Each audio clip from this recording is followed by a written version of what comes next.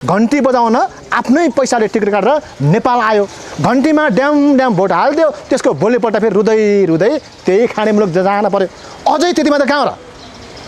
अब हरेक जनताको घर घरमा पासपोर्ट पुर्याउने छ निर्णय गरिदियो सरकारले हो।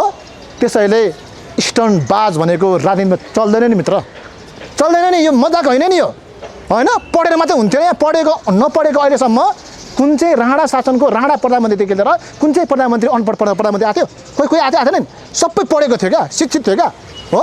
त्यही भएर पढेर इन्जिनियर डाक्टर कति देख्यो हामीले देखेनौ? हाम्रै विद्वानहरू थिए नि त, डाक्टर बाबुराम भट्टराई, त्यही पनि दुईवटा विषयमा पिडेको रहेको बिचराले। अहिले हेर्नुहोस् त, एक्लै बाँदर भएर बसेको छ। काम त राम्रो गरेको, काठमाडौँको बाटो प्राइभेट बनाएको उसले हो नि हो।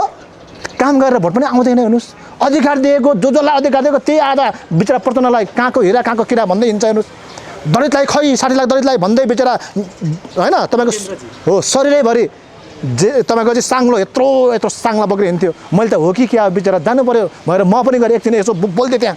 पछि उसले पायो, अहिले त सबैले पाएको दलितले पायो, अहिले त ऊ हाँसिरहेछ हो। खगेन्द्रजीप्रति यहाँको टिप्पणी कस्तो हो? त्यसो अहिले माननीय जी बन्नुभयो, उहाँले के भन्नुभएको छ भने अब संसद भवनबाट दलितका आवाजहरू सशक्त हिसाबले अगाडि उठाउनेछु भनेर भन्नुभएको छ। बन्दुकको आवाजबाट नालबाट सशक्त तपाईँको चाहिँ भिडन्त गरेर दिलबहादुर रमतेरहरूले लडेर ल्याइदिएको गणतन्त्रमा तिमीले के आवाज उठाउँछ यार?